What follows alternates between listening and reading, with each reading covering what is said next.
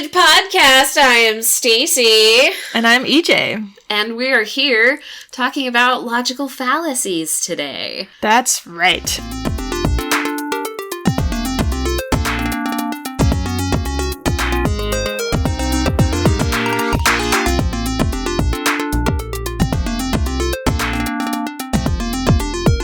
So, there's a ton of different types of logical fallacies. There's so many. The Wikipedia page is massive, and we're not going to go over all of the ones on the Wikipedia page. But we're going to take a couple lists and talk about a bunch of them. So, We're looking at a list from Grammarly by Lindsay Kramer. It's called 15 Logical Fallacies to Know with Definitions and Examples. And also an article from Purdue Owl called Logical Fallacies. Yes. And I will put the links to both of those in the podcast description, but we're just kind of using those as our springboard to talk about logical fallacies. Yes, because there are a lot, and I cannot be expected to remember every single logical fallacy. No. But let's dive into at least some of them. We talked about argumentation and debate last time, and something that came up is people use logical fallacies in debate, whether on purpose or not. Like, they can be extremely effective. Okay. And so being able to recognize them and understand when something is a logical fallacy is important to know whether what you're listening to actually makes sense and is actually true. Yes. And I do kind of want to preface our little discussion here with this kind of stuff takes time. This kind of stuff takes practice. And just because you know about logical fallacies doesn't mean that you won't fall for a logical fallacy now and then. Because it happens. It happens to the best of us. Even those who are like professional, debaters and do arguments for a living and stuff, even they will fall for a logical fallacy every now and again. Or accidentally use them. Exactly. So it's one of those things where it's good to be aware, and if you can catch it, then great, that's fantastic. But don't, beat yourself up if you're like, oh man, I'm gonna fall for everything because I don't remember every logical fallacy and exactly how they work. Just be nice to yourself about this. This is also a reminder to myself, because I know that I use logical fallacies sometimes, we all do. But, just be aware. This is an awareness podcast, not a judge yourself podcast. Right? So with that, let's dive into a few of the logical fallacies. One of them that I mentioned last episode was the straw man. And the straw man is when you're talking about your opponent in a debate or someone that you disagree with, and you build up this image that's not actually reflective of their perspective or who they are. Yes. But you build up their perspective, usually taking things that they've said to the extreme so that you can then attack it and prove it false. Yes. So I like Purdue's example here. Their example statement is, people who don't support the proposed state minimum wage increase hate the poor. Which is, there could be a million different reasons why someone doesn't want to increase the minimum wage, but you're proposing that there is this idea, this, villainous image of, they must absolutely hate the poor, and that's the only reason why they're doing this or they're opposed to this. And so you're creating this image of somebody, rather than, actually going in and saying, there's a bunch of different reasons, here's one of the nuances, and one thing that people might, something that might inhibit someone from, agreeing to raise the minimum wage is that they might hate the poor. That might not be true of everybody, and it might be true of some people, but you can't build up that image to make a broad generalization about a group. Exactly. And people will do this to their political opponents all the time. They'll say, Democrats hate this people, or they're going to destroy this, or Republicans hate these people, and they're going to destroy this, and build up this straw man of the entire party. Yeah. And what they represent. These very large groups of people. In my experience, if you actually talk with an individual of either party, usually their actual views are more nuanced, and not this, absolute that people are building it up to be in this straw man image. Yes. Yep, it's a powerful one. It's a strong one, especially because people are, it's built into our very nature. We talked about categorical perception. We love an us-them mentality. Yeah. We love a binary. Absolutely. And it's unfortunate that, you know, we're having a hard time escaping that, but that kind of appeal to an us-them is very potent, is very strong. It gets to our very core of, like, how we survive. Yeah. And I think it's actually very related to another one of the logical fallacies, which is ad hominem. Yes. So I believe ad hominem is Latin, and it means against the person, right? Yes. But it's when you basically attack somebody else, maybe their character, maybe their background, and say, because this person is this, their argument doesn't matter, or their argument is false. When they're two very unrelated things. Like, the fact that I live in Utah has nothing to do with my opinions about U.S. exports. Yes. Or here's a really good example, one that I've gotten a couple of times. Because I have colorful hair, I have short, colorful, crazy hair, I must believe certain things about X, Y, and Z. I must be some sort of, like, wild, crazy, like, you know, liberal person. I've had people literally yell at me from their cars as I'm walking down the side of the street and, like, you know, say things because I look a certain way and just make assumptions about what they think about me.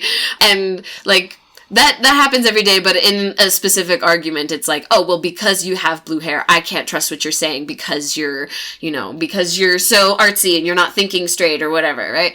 So that one's another very common one. Right. Yeah. Thinking of another example, maybe, oh, yeah, that general is in the military. Of course they're supporting raising the military budget. Yeah. Right? That has nothing to do with their actual argument to raise the budget. Like, yes. There's things like that where you have to be careful about not tying your opinion of a person or their background into their actual argument. Because of course our backgrounds affect our beliefs. Yes. And whatnot. But it doesn't discredit them. Yes. They could have perfectly valid, logical reasons for whatever choice they're making, and they just happen to be a person from a certain background. Right. So that's another logical fallacy. What one are you thinking of?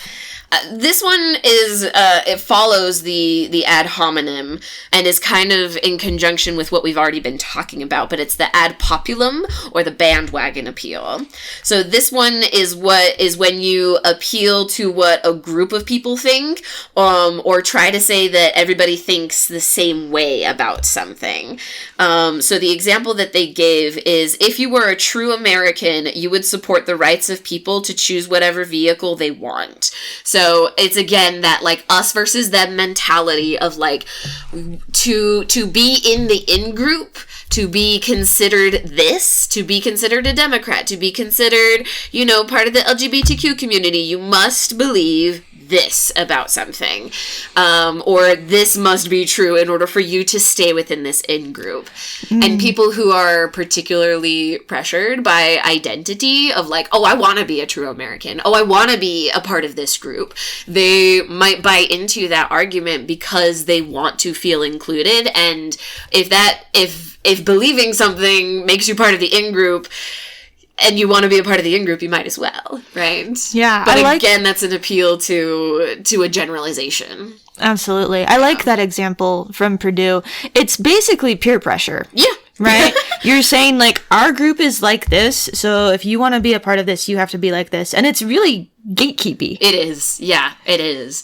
Especially the one that they give of, like, if you're a true American, and it's like, what is an American even? Right. But people use that kind of argument all the time of, like, if you're a true American, you'll want to vote for this. Yes. And it's, well, people have different opinions for different reasons. And you want to actually look into those reasons to be able to understand them. Exactly. Not just like, oh, I want to be a part of this group, so I got to hop on the bandwagon. Right. Exactly. So, yeah, that a lot of these, like, the ones that we've discussed really are those, like, us-them mentalities, really trying to trigger that, like, emotional part of somebody of, like, oh, I want to be included.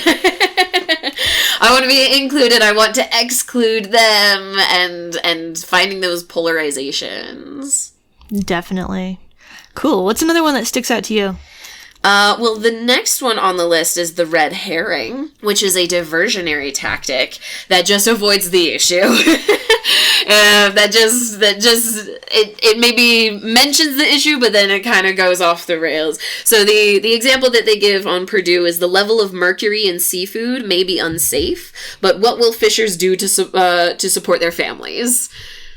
Those are two completely different topics, because fishers don't have anything to do with mercury in seafood. I mean, they might a little bit, but how they're feeding their families is not really related at all to what's going on with the mercury. Like, the mercury is specifically, like, what's impacting the fish. Mm-hmm. But now we're talking about the families of fishermen. So it's a completely different topic that you're relating through, like, something somewhat similar. I have a good example of this one, actually. Sure. At a previous job, we had a hackathon. It's a software company, right?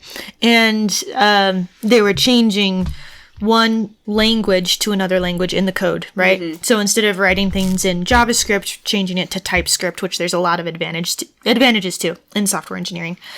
But before the hackathon, this team did a bunch of prep work, which is technically against the rules. And they ended up winning the hackathon, and it ended up being a really, really great thing for the company, right? But the argument came up of, well, they did break the rules, and they still won. And the counter argument that was given is, well, yeah, but would there have been another way to achieve this great impact? And it's like, well, that's totally, like, the impact and the fact that it was successful is totally different. Totally irrelevant to that they technically cheated. Right, yeah. It was a really, really interesting. Oh, man. No, that's a good red herring. Because, people will do that. They'll be like, oh, but the impact of something is better than, all this other stuff. Yeah. Grammarly's example on that one is, losing a tooth can be scary, but have you heard about the tooth fairy? There you go. Like, moving into something else. There's also, in literature, like in books, there's the idea of a red herring, especially in mysteries, where they throw up this character as it seems like someone who could have been the bad guy, a but diversion. then wasn't. Yeah. A diversion. I actually want to bring up a fallacy that's not on either of these lists. Let's do it. Tell me. Share with the class. It's survivorship bias. Oh, yes. Oh, that's a good one. Yeah. So survivorship bias is basically saying, like, this didn't happen to me, and I'm fine, therefore it doesn't apply, it doesn't matter. It's basically taking an anecdote, like this single data point, and generalizing. And I think generalization might be on these lists. Yeah. But generalizing that overall. And I think the example that I keep on seeing for this is, and I'm not saying I'm on either side of this, I don't want to go into that, but we're just presenting arguments, we're not putting our opinions on these arguments. Exactly. But in the vaccine debate, you have people who say, I wasn't vaccinated, therefore everyone cannot vaccinate and be fine. And that's an example of survival bias. Like, you're taking your single data point and not considering the overall population and everything that would actually be included in a scientific study. Yes, exactly. It's that very, like, me-centered universe of, like, oh, I have this experience, therefore everyone else must also have this experience. Yeah, you can also get that with, like, oh, I've never worn my seatbelt and I haven't died in an accident. Right. Therefore, no one needs to wear their seatbelts. Like, that's terrible logic. Yes. It's bad logic. You should wear your seatbelt, by the way. They do actually. Those ones I will put in my opinion on. Those do save lives. You should wear your seatbelt. Yeah, that one I think is more clear cut and also that one's pretty clear cut. Legally required. Yes. But yeah. I also, since we were we talked about, like, the red herring and, like, distraction tactics, I wanted to bring up the either or, like, fallacy, which is an oversimplification that reduces two sides or two choices. So the example that Purdue gives is, we can either stop using cars or destroy the earth.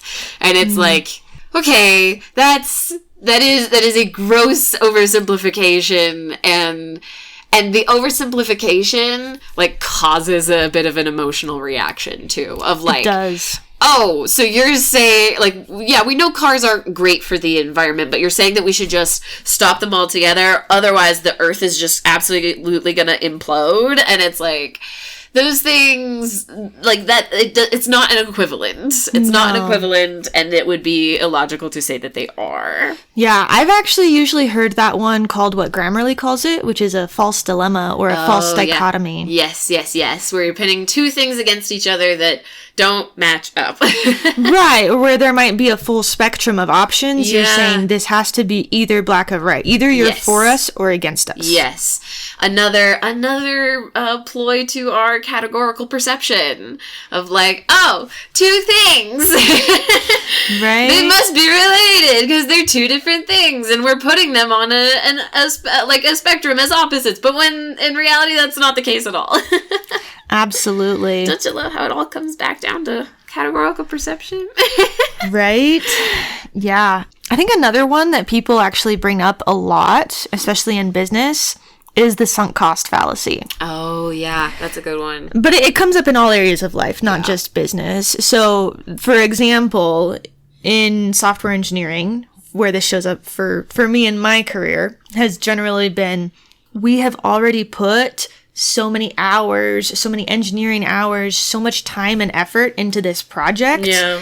It's really expensive to pivot to something else. But the cost that you've already paid should be irrelevant in that cost-benefit analysis, right? Yeah. You're looking at the future of what will happen, not what has already happened. Yeah. So if you have, like, something that already happened, like, that doesn't have to play into what will happen in the future, or the logic of what the cost will be moving forward. Yes.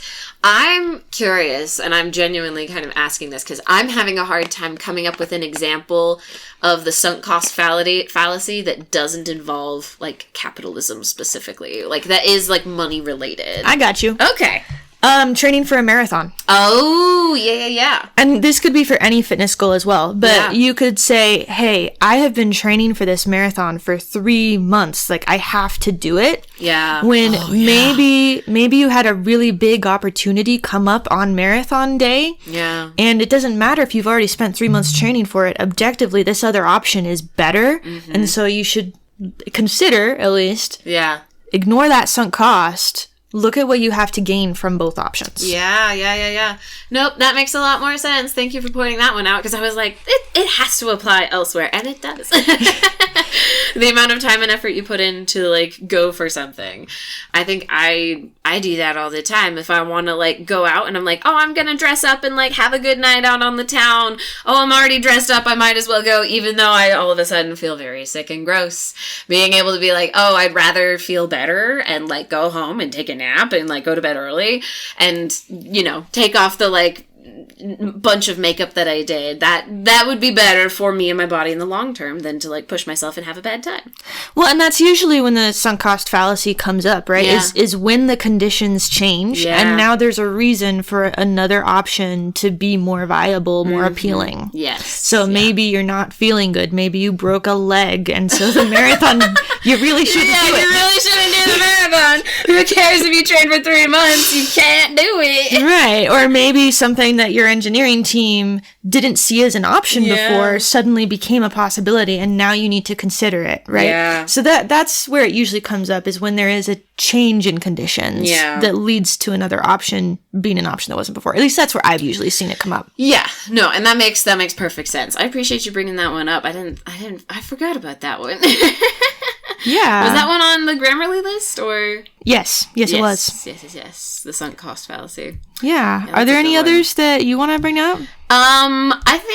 I think a nice one to bring up is the circular argument one. Ooh. because this one I feel like does come up pretty frequently. I feel like even a parent like runs into the circular argument a little bit. It's hard not to when the kid just keeps asking why. Yeah. And you just kind of have to end up and just say, because I said so. Right, because they're not accepting what you already said. Exactly. So to jump back a little bit, the circular argument basically just restates your argument over and over rather than actually taking the time to prove it. So this is one of those situations. So if like your kid is saying, can we go to the park, and you say no, and they ask why, you can say, because I said we can't go to the park, right? You're just restating the fact that you can't go to the park. Whereas you could go on and say, oh, we can't go to the park because it's raining and I don't want to deal with mud in the house, and, you know, like giving more details. You're just circling back and saying, nope, it's because I said we couldn't do it, or it's because the argument is what it is. So that one I feel like is another pretty prolific one that you see all the time, of just people making the same argument over and over again, but they do it in different ways, and so it feels like it's different, or it feels like it's more convincing, but in reality it's just another restatement. Yeah, I actually have an example of this from school. Go. So when I was learning about volcanoes in geology, this was like middle or high school, so it was like forever ago. Yeah. So I don't even know why it's coming to mind right now, but it is. So y'all get to enjoy. But I had to do a presentation or something on volcanoes. And when I was doing my research, what came up was there's a lot of volcanoes in a hot spot. And then when I looked up, okay, so why are there a lot of volcanoes in a hot spot? All I could find is a hot spot is an area with a lot of volcanoes. And so it's just a circular, it's just a circular definition. Now, obviously, there is a deeper reason, but that was also what came up in the class when the teacher was talking about it. Is, well, this is this and that is that, and it's like, well, but why? But why? Yeah. And obviously there is that definition. Yes, there are reasons why there are hot spots and why volcanoes cluster. Right. But if you're just using the one to define the other and back and forth, then it's just circular reasoning. Exactly. Yeah. No, that one's a good one. And that one can be kind of sneaky too, because like the examples we gave are like pretty obvious, but people who are good at restating arguments, and like kind of just twisting things up again, they can easily create this circular argument that doesn't feel circular because they're saying it in a different way or something. And I feel like I already said that before, and I just did a little circular thing. I think you're fine. I think I said that before your story, and I'm like, I feel like I just did a little circle. It's all good. Cool. Are there any others that you would like to highlight? Oh, here? I do want to. I saw the appeal to authority one, which is another fun kind of sociological, like, us versus them kind of a thing. Or, so the appeal to authority is that because an authority figure's expertise, like, because an expert says something, it must be true, even if it's not the case. Like, oh, my doctor said that I can have 25 lollipops a day and I will be fine. And because they are a doctor, that means that that's an okay thing because they did all this work and they're a doctor, but maybe this doctor is a PhD doctor and not like a medical doctor, and so you shouldn't really take into consideration what they have to say about lollipop consumption because they're not a medical doctor. Right. This is kind of the opposite of ad hominem. Yeah. Because in ad hominem, you're saying, oh, you shouldn't believe anything this person says because they are XYZ. Yes. The appeal to authority is you should believe everything this person says. Because they are XYZ. Exactly. Yeah. And so, and usually I think it is of someone is talking about something outside of their expertise. Yes. So just because we know a lot about linguistics doesn't mean that we know a lot about volcanoes. Yes. And so if we were to like make a statement about volcanoes and then you were to quote us on it because we're the experts and saying because we're the experts we must be right. Yes. That would we are experts, but we are not experts of volcanoes. Exactly right. So if you wanted to like use our opinions as like what do they call it in courts of law? Like an expert opinion? I thought it was like just an expert opinion. Or like an expert witness is what they call it. Right. Something like that. Yeah. Like you could technically do that with us in areas that we are experts in and use it to justify your point with someone who really has done that research. And this person is respected in this field and they said this. Like that could be part of an argument. But if you say, oh, this person is really cool and they said this when they're not an expert in that field, that's more of an appeal to authority. Yes. To give kind of a silly example, I'm teaching an upper level writing class right now. And so my students are learning about how to structure arguments and things like that. And a lot of the example essays are about giraffes. And I, being an avid animal fan, happen to know some random giraffe facts. They're just random giraffe facts that I've put in my pocket over the years. And so it would be incorrect for my students to write an essay about giraffes and mention one of the giraffe facts that I've mentioned in class and say that that fact is correct because my teacher told me and she is an expert. And I'm like, no, I'm an expert in linguistics. You could talk about some of the specific like linguistic phenomenon that I've mentioned in class, and that would be okay because I know about that stuff and that's all right. But don't go quoting me about giraffes because I am not a giraffe expert. Right. Yeah, that's a good example. Yeah. Cool. Should we end on the slippery slope? Let's end on a slippery slope.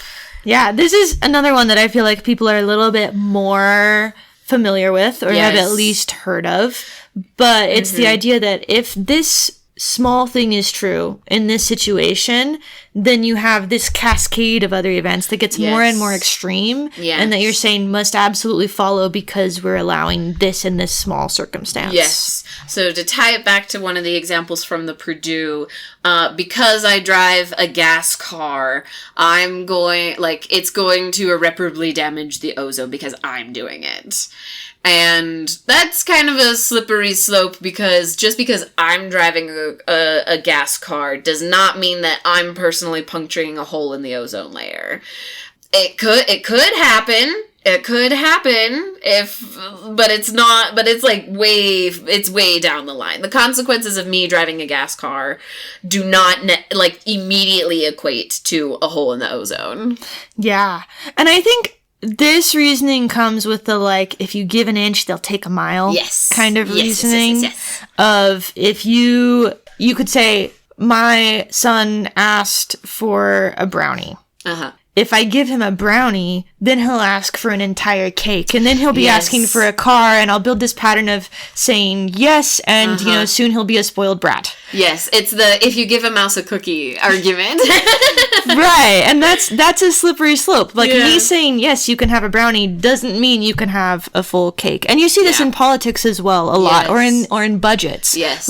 Hey, if we say yes to allocating this much more budget for education or for the military or for whatever it is, then they're going to want to grow this and this and this and this as well. It's look at the policy. Look what it's actually saying. Yep. Giving this does not entail giving this and this and this. Yes, exactly.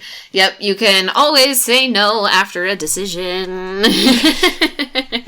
Back to that sunk cost fallacy. If you make a choice and it doesn't work out, it doesn't mean that all of this other stuff will happen. It just means that one thing didn't work out. Yeah. So that was a lot of examples of different logical fallacies, and I think great. That's not all of them. There's a lot more. Yeah, it's definitely not all of them. There's a lot of really cool YouTube videos that are really nice about this too. There's a little series on TED. I think it's TED Ed. The people who do the TED Talks. They have this little purple demon guy who talks about different logical fallacies and stuff.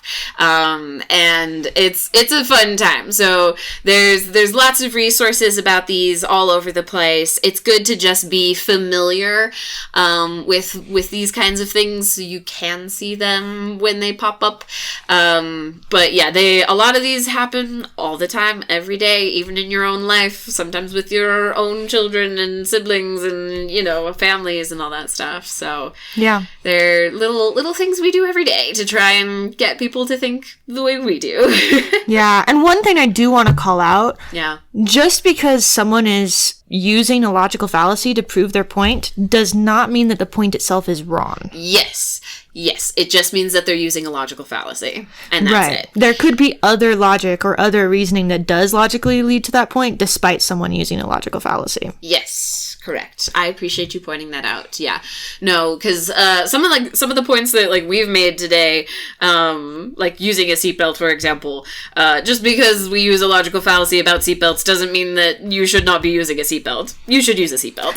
Exactly. And if you look at that in like a political debate, and you say, oh, that candidate used a logical fallacy, therefore everything they're saying must be false, that actually turns into ad hominem or straw man. Yeah. Right? So then you're using a fallacy on yourself. Oh no! And then you end up in Inception, and it just gets crazy. Don't go too far into it. And that's a slippery slope. Hey! Dan, I think we better stop now. Way to wrap it all up nice and tight there, EJ. Way to go.